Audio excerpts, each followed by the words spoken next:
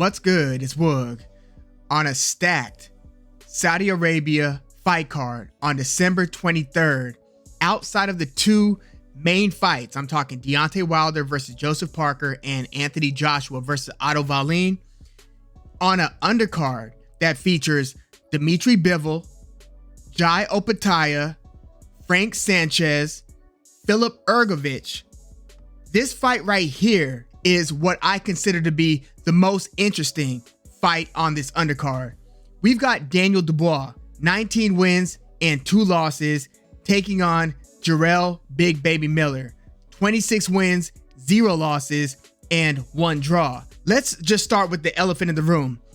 Jarrell Big Baby Miller had a 2.5-year layoff due to PED suspensions, where he not only lost the opportunity to fight Anthony Joshua at Madison Square Garden. That's where he had tested positive prior to that fight, and then he was replaced by Andy Ruiz, and the rest is history. But he was supposed to have a comeback. I believe he was working with Bob Arum, Top Rank, and then tested positive again. So there have been multiple positive PED tests that kept him out of the ring for, I had said 2.5 years. No, 3.5 years. 3.5 years of inactivity between like 2018 and then he made his ring return in 2022. And he fought twice in 2022 and has had 1 fight in 2023 against Lucas Brown, which we'll circle back to. But he is still an undefeated fighter. And a boxing channel that I really like here on YouTube, Boxing Wave, made a pretty interesting point. He had said that this says a lot about how much the promoters do or do not really care for these fighters. When you are willing to put your fighter in there against a proven cheat, a proven multiple time cheat, what does that really say about, the fiduciary duty that you are owed to your fighter and what you are actually providing? Yes, this is a payday for Daniel DuBois. Not just a payday. I mean, it's a good opportunity, but there is a financial reward.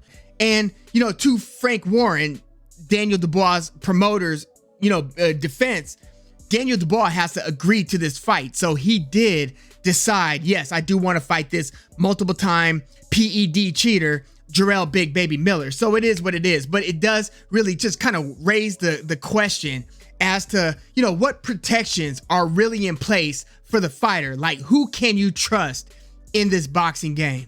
But again, Jarrell Big Baby Miller is still undefeated. He's, one of the most charismatic and fun trash talkers in the sport. I remember even in the lead up to what was supposed to be Anthony Joshua versus Jarrell Miller. I mean, just the trash talk that Jarrell Miller was kicking. I mean, it made Anthony Joshua look very uncomfortable, made everybody in the house look very uncomfortable. And you could see in this December 23rd, the press conference for the Saudi Arabia card, Jarrell Miller's charisma just jumped off the screen. Like, everybody else was either very reluctant and tepid, on some not really keeping the same energy. Think Deontay Wilder and how reserved he was. Other people seemed just kind of sullen and sulky, like Anthony Joshua was a bit. And then you had people who were just taking full advantage of this opportunity to showcase your entertainment value. And that was Jarrell Big Baby Miller. So undefeated fighter, a really big dude. He's entered like at least one of these recent comeback fights, over 300 pounds. But he's going to be fighting Daniel DuBois here. And Daniel DuBois was being raised up the ranks, and he was a pretty highly reputed, or at least highly hyped knockout artist throughout much of his early career. I mean, as it stands, he only has 1 decision win.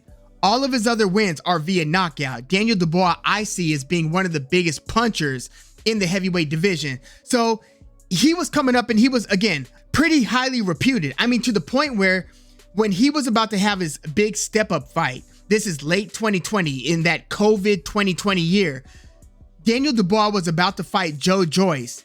And people forget this. Daniel DuBois was a significant betting favorite in that fight against Joe Joyce. Now, if you were to fast forward a few years, if this fight were to have taken place, the one between DuBois and Joyce, if it were to have been like a 2022 fight, yeah, Joe Joyce would probably be the favorite around the time he knocked out Joseph Parker or knocked off, Carlos Takam or Christian Hammer. Joe Joyce was really looking like the juggernaut and one of the fighters, if not the most significant fighter outside of probably that win against Joseph Parker. The fight that really kind of set the expectation and just solidified the reputation of Joe Joyce was probably that fight against Daniel DuBois, where again, Daniel DuBois was the favorite. So, Daniel DuBois kind of, it was a very center of the ring fight, and it was largely a big jab battle.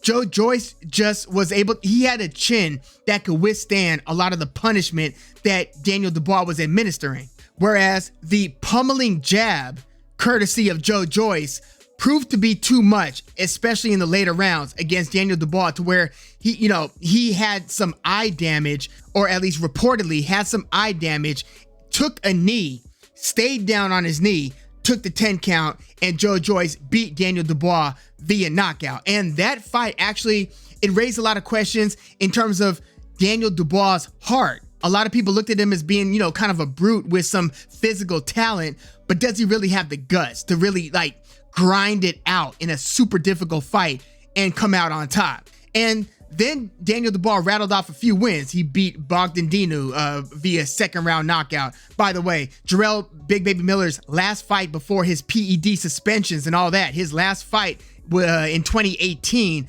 was against Bogdan Dinu. Jarrell Miller stopped Dinu in the fourth round. Daniel DuBois stopped Dinu in the second round. But Daniel DuBois broke off a few quality wins. Dinu against Kusumano. That's the guy who recently stopped Adam Konachki and then tested positive for PEDs, I believe, himself. And then Daniel DuBois beat Trevor Bryan for that regular WBA heavyweight title that Trevor Bryan was somehow holding for quite some time, it seemed.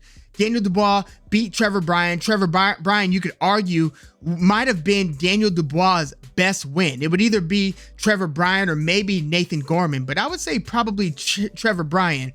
And then Daniel DuBois fought Kevin Lerena, where it was a very odd first couple of rounds. It's almost like Daniel DuBois suffered some sort of a knee injury, but he got hit and he got dropped.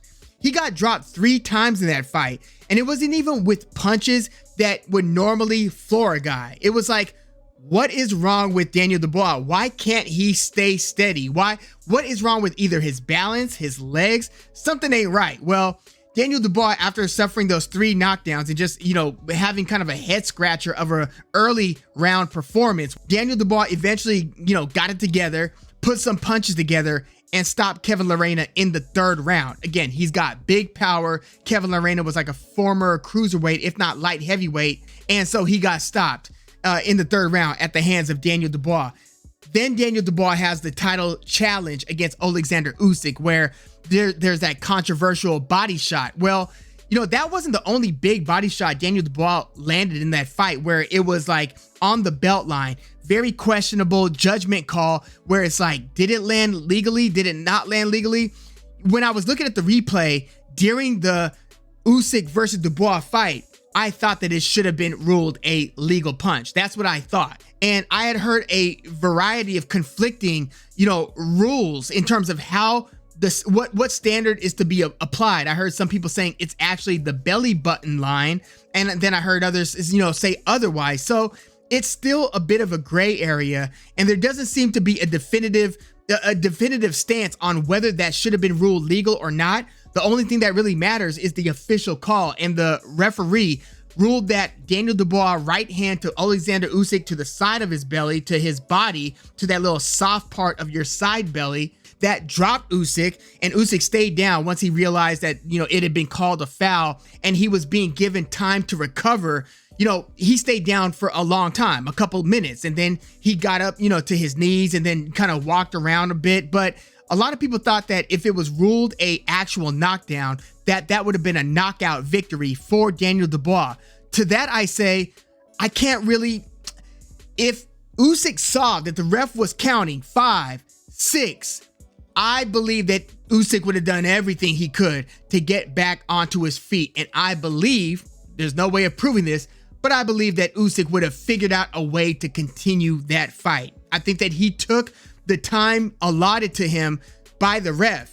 Once he realized, hey, take your time, that's being ruled a foul. Yeah, then he took his time. So I don't necessarily know that this would have been a knockout for Daniel DuBois, but it definitely looked like a punch that put Usyk in a lot of pain. And like I said, there were other body shots where Usyk was looking at the ref for like, hey, do something about this, almost like petitioning for another warning or something like that to be given to DuBois. But with a few of those body shots, I thought that they were legal punches. That's just me. But in that regard, it was an impressive showing from Daniel DuBois.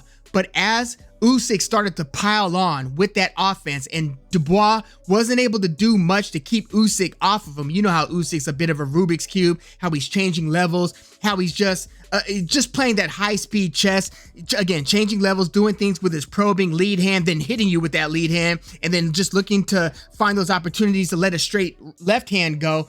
He was just punching Daniel DuBois cleanly a lot, to where, you know, the 8th round came around, you know, there was a knockdown, and then in the 9th round, he dropped DuBois again. Not dropped to the point where DuBois collapses due to the punch, but he got tired of getting punched and he took a knee. And, you know, far be it for me to say what his threshold of punishment is, Daniel DuBois, but this wasn't like a Miguel Cotto versus Antonio Margarito 1 bludgeoning, where Margarito was just putting a later to be seen, you know, controversial and questionable beating on Miguel Cotto, to where you could understand why Cotto would take that knee. We saw with our own 2 eyes the punishment that was being doled out, and just how Cotto was looking in the face and how beaten up and bloodied up he was, bleeding from the eyes, the nose, the mouth, and he was just getting pummeled in there. Daniel DuBois was getting punched a lot by Usyk, and Usyk he's not pillow fisted by any stretch. If he was, he would not be an undefeated fighter, competing, you know, becoming the cruiserweight undisputed champion and being a heavyweight unified champion with multiple title defenses. You know what I mean? So Daniel DuBois takes a knee, but this just further raises the question, or confirms the suspicion, if you were on that side of the argument, that Daniel DuBois has a bit of quit in him. There's a sizable portion of the boxing public that believes that Daniel DuBois is pretty breakable. As good of a puncher as he is, I think that if the jury's not out on his heart, I think that there are more people who see the potential for another, hey, let's go ahead and take a knee and cut our losses. That kind of element to Daniel DuBois. I feel like that's the growing belief surrounding DuBois. So when I really look at Daniel DuBois versus Jarrell Big Baby Miller, and again, I look at this as being a very interesting matchup.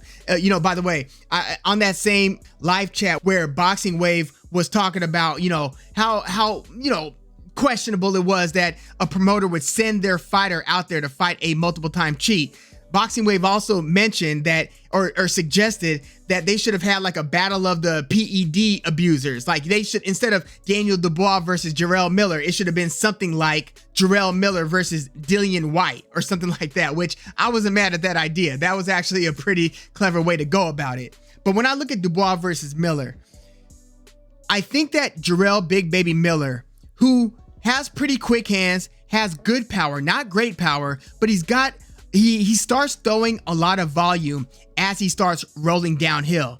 I feel like he is emboldened by the reputation of Daniel DuBois. Like Jarrell Miller has said that Daniel DuBois got quit in him. He said it in different words, but he implied the same thing. And since Jarrell Miller's return from the PED suspension / inactivity, again, 3.5 years. And he was surging. He was like looking pretty impressive with wins over Jarrell Washington. He stopped Jarrell Washington. He stopped Mariusz Ovak. He beat Johan Duhaupas. He knocked out a former champ who was fighting his what would end up being his final professional fight, Tomas Ademic. Some of y'all might remember him back in the day when he lost to Vitaly Klitschko. Ademic was pretty good. He beat Chris Arreola way back in the day. But Jarrell Miller was really surging, right? And then he has that suspension. Then he comes back and he fights less than good fighters. Like there are a couple like no names that he fought. And then he fights Lucas Brown, who was a former belt holder, but Lucas Brown is like way post prime. Has been stopped a couple of times, but Lucas Brown at the time was coming off of a shocking upset knockout win over Junior Fa, who's also going to be on this undercard fighting Frank Sanchez. So Lucas Brown was coming off of one of his best wins, and Jarrell Miller ends up walking him down. It turns into a bit of a slugfest. And again, Jarrell Miller comes in huge, like more than 300 pounds. And he ends up just walking down and putting a beating on and stopping Lucas Brown in the 6th round. By the way, on that broadcast, which I think it was called like Hardcore Boxing, right? So it wasn't on any one of the major platforms, but I think that was Floyd Mayweather Jr. doing the color commentary on that boxing card. Let me know if you saw that fight. That was Floyd, right? And man, he was giving some interesting insight. He doesn't talk like you like your typical commentator. Like, you could hear like a lot of the fighters turned commentators who are a lot more polished. Think Timothy Bradley, Andre Ward, Roy Jones Jr., Lennox Lewis. I mean, the list goes on. There are Gabriel Rosado in recent fights, in recent years. So Floyd is, very understated, underspoken. He's not doing a ton of talking. He's just chiming in with a comment here and there. But the insight that he was giving was very interesting, very unique. Like, I've heard a lot of fighters do it, and I've heard a lot of fighters say a lot of interesting things. But Floyd was kind of, in the words of Bilal, the neo soul singer from the early 2000s, Floyd was putting some paint where it ain't. Like, he was basically filling in the gaps in terms of what is usually very under discussed. Like put it like this: on the drop of a dime, he said after one of the rounds was over and both fighters are walking back to their corners, hey, that corner needs to tighten up. You don't have to put the stool in there. Basically, you have the stool out there ready for the guy to just plop on. And Floyd was saying, see, that's the problem. Sometimes these guys have too many guys working their corners that are inexperienced. It's a disservice to the fighter, basically. And then he vouched for a couple of the guys in Jarrell Big Baby Miller's corner. He's like, no. See that guy? Those 2 guys working with him? That trainer, he's a real one. He's like, he's a trainer from Detroit. And the cut man, he's from DC. So Floyd is really like, he was able to on the fly say, no, these guys are legit, but no, this shouldn't happen when a fighter is going back to his corner. That corner needs to tighten up. And there were so many different instances where Floyd, again, very unassumingly comes in. And by the way, if you are the play-by-play guy trying to chime in and give some analysis, talk about the pressure, man. You're working with Floyd Mayweather, who sees everything and knows the fight game better than anybody and knows more about boxing, or should I say has probably forgotten more about boxing than most of us, 90% of fight fans and people around the boxing landscape will ever learn, right? And so if you're doing like the play-by-play sitting next to Floyd, and Floyd, I mean, he deferred, 90% of the talk time to the play-by-play guy. So I don't know why Floyd was doing the color commentary. Like, I don't know if this was his fight card. That's the only scenario I could imagine him doing, playing that role, right? But I want to hear more of Floyd Mayweather talking during some fights. I got a lot out of hearing him do some commentary on Jarrell Miller versus Lucas Brown. But yeah, Jarrell Miller stopped Brown in the 6th round. And again, he starts rolling downhill. And as the fight goes on, he starts throwing more and more punches. Yes, he loses the hand speed that he had in rounds 1 and 2, but he makes up for that with punch volume. So how will that punch volume and how will his style work against a pretty accurate and very hard, powerful puncher, Daniel DuBois? Now, DuBois is the betting favorite in this one. Not a huge favorite, but I think like a 2 to 3 to 1. 2 or 3 to 1 favorite, somewhere in that ballpark. But something about this fight tells me that Jarrell Miller is obviously going to try to break Daniel DuBois, right? He's going to try to beat some quit back into DuBois. But Jarrell Miller is good at rolling with punches a bit, but he does get hit a lot. And when he's at his best, he's coming forward, he's in your grill, he's throwing a lot of punches, he's being pretty aggressive.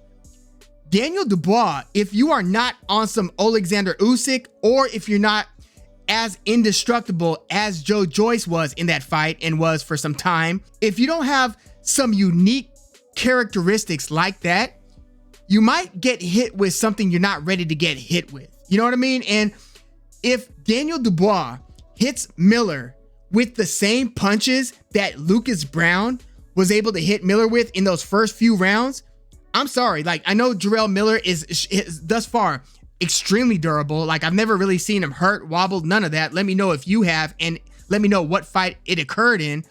But he appears to be very durable. Again, he's huge, not height-wise, but weight-wise. He's about 6'4" to Daniel DuBois' 6'5", 6'6". Both of these guys have the same reach. And, you know, looking at Daniel Dubois standing next to Usyk, who's listed at 6'3", Daniel Dubois is more 6'5"-ish. So I expect these guys to be nearly even height. So I think that the height's going to be almost negligible. And by the way, Jarrell Miller does crouch in a lot of his fights, especially when he's at range. And then when he comes in, he's still staying relatively low, but he starts throwing a lot of punches. And sometimes, again, he leaves his chin out there, but he often has it tucked where he is trying to roll with the shots before throwing his own. And again, by the end of Miller versus Lucas Brown, it turned into a slugfest, but that was because Jarrell Miller knew that he had Lucas Brown hurt. So he just started opening up and throwing a ton of punches until the fight was over. If Miller gets comfortable to the point where he's throwing that many punches and landing a lot of them, I could see him overwhelming Daniel Dubois. But I feel like this will be a slightly less voluminous affair. I think that the power of Dubois will make Jarrell Miller have to respect it and make him have to box a bit more, and he won't be able to come in so aggressively. I think that Daniel Dubois is going to catch him in like the middle rounds and rock him a couple times, and I think that he's eventually going to drop him. I mean, something's got to give here because Miller is pretty relentless. And there is a good likelihood that he breaks Daniel Dubois and either wins via decision if Dubois can take the heat, but can't do enough to keep Miller off of him, or he could stop Daniel Dubois. But something tells me that mattress-wise, because, you know, yes, Alexander Usyk did to Dubois what he did to Dubois, but Jarrell Miller is not Alexander Usyk. Not that Jarrell Miller can't present problems for Usyk. I actually think that Miller would do very well against Usyk, and the evidence I have to indicate that or to support that would be how well Derek Chisora did against Alexander Usyk. I think some of those same things, they do have differences, obviously Chisora and Jarrell Miller, but I think that Miller's size, his volume, even his, you know, slightly, it's like a poor man's James Toney-ish a little bit, but I think that a lot of his attributes would serve him well against Alexander Usyk, but they're very different fighters, and the things that Usyk did to Dubois, I don't see Jarrell Miller doing to Dubois, but Jarrell Miller will do Jarrell Miller-like things to Dubois if Daniel Dubois can't get his respect early and can't keep this from turning into a phone booth style fight where a ton of punches are thrown, because once you start throwing that many punches, you start fatiguing. And one thing about Jarrell Miller, yes, he does slow down in spots, but for the most part, he could keep his volume relatively high throughout the course of his fight. Daniel Dubois, I'm less sure about his late fight volume, his late fight sharpness, activity, durability. So if this fight starts going late, that's a very good sign for Jarrell Miller, because is Daniel Dubois going to outbox Miller to where Miller's just not throwing a lot of punches? I don't see that type of fight happening. So that's why I say something's got to give. Either Daniel Dubois got to hurt Jarrell Miller, or Jarrell Miller is going to be, I believe, up in his grill throwing a lot of punches. I think that Daniel Dubois is going to catch him, though. He's got a very nice right hand, and once he starts getting comfortable, he starts unleashing a left hand. And Jarrell Miller, again, he rolls with some punches, but he's not the most difficult to find, not the most difficult to hit. I think he's going to get caught with something harder than what Jarrell Washington was able to hit him with. Harder than what Lucas Brown, even though Lucas Brown had that impressive knockout over Junior Fa, harder than what Lucas Brown was able to hit Jarrell Miller with. I think that Daniel Dubois is going to drop Jarrell Miller, which will change the complexion of the fight. And I think that, you know, Jarrell Miller does have a lot of dog in him. So I don't know. I'm of two minds on this one. You know, I came into this video saying Daniel Dubois by knockout. You know what? I think I'm actually going to reverse course here. I don't know if I'm giving Jarrell Miller's durability enough credit. And if Jarrell Miller is able to get out of, say, the fourth or fifth round, because if you look at, you know, Daniel Dubois' knockouts, third round knockout against Lorena, fourth round knockout against Trevor Bryant, first round against Kusumanu, second round against Dinu, second round against Snyders, which I know I pronounced wrong, fifth round against Nathan Gorman. That is like his latest knockout. That's the latest he's gone into a fight and then scored the knockout, was against Nathan Gorman. So if he doesn't get Jarrell Miller out of there by like the third or fourth round, Jarrell Miller might have his way. And Damn, I'm actually going to go Jarrell Miller. I was coming into this video saying Daniel DuBois, but I'm really thinking about, I'm kind of envisioning how this is likely to play out. And I don't see him just sparking and stopping Jarrell Miller in 3-4 rounds. I mean, he's got the power to knock people out in the early rounds, and Jarrell Miller does get hit in the early rounds, so that is a strong possibility. But I'm actually going to go with Jarrell Miller surviving those early rounds and then slowly breaking down Daniel DuBois. Not in the same way that Joe Joyce did. Joe Joyce was like very much behind a jab. I mean, can Jarrell Miller keep coming forward without getting caught? I'm going to go Jarrell Miller via late stoppage. Wow. You know, I look at this fight as being a must win. I mean, probably for both guys, given Jarrell Miller's earned reputation as a PED cheat. But this is also a must win for Daniel DuBois because of the 2 losses that he suffered and the way that he lost. The fact that he's being kind of labeled as someone who can be broken to where they mentally collapse and they decide they don't want to fight anymore. I think Jarrell Miller, I'll say Jarrell Miller is going to reach that point with Daniel DuBois. I think that he's going to get the late stoppage. I was going to go Daniel DuBois, and I was probably going to pick DuBois via knockout, like middle round or early round knockout. But there's something about the fact that Daniel DuBois has been knocking guys out in the early rounds, nothing beyond the 5th round.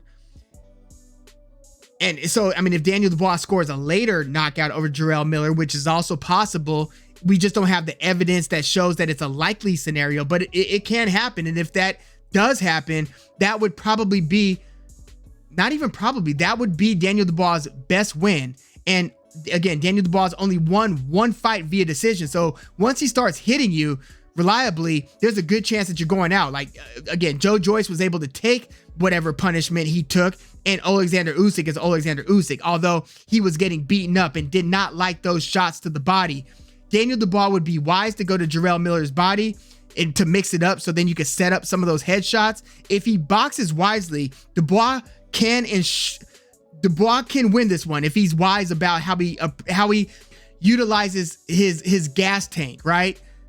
And, you know, Daniel DuBois was obviously worried about his gas tank against Usyk. I think that that's why he wasn't opening up when he started to have Alexander Usyk visibly hurt. I think that he was worried about gassing. Well, Jarrell Miller is going to test that gas tank for sure. And I'm going to say Daniel DuBois won't pass that test. I'm going to go Jarrell Miller via late stoppage. Let me know your thoughts on this one. I'm looking forward to this December 23rd card, and I'm really looking forward to this matchup. You know, and if Jarrell Miller does beat DuBois, it is all forgiven? Probably not, but he will likely, at least at that point, be on the path to even bigger fights. Again, his charisma sells, his trash talk sells, and if he beats Daniel DuBois, then he just had the best win of his career. So if either one of these guys, whoever wins this fight, will be earning the best win of their career. But yeah, let me know what your thoughts are on Daniel DuBois versus Jarrell Miller in the comments. Like the video, subscribe to the channel if you are into the fight talk. I'm Woog. Thanks for tuning in.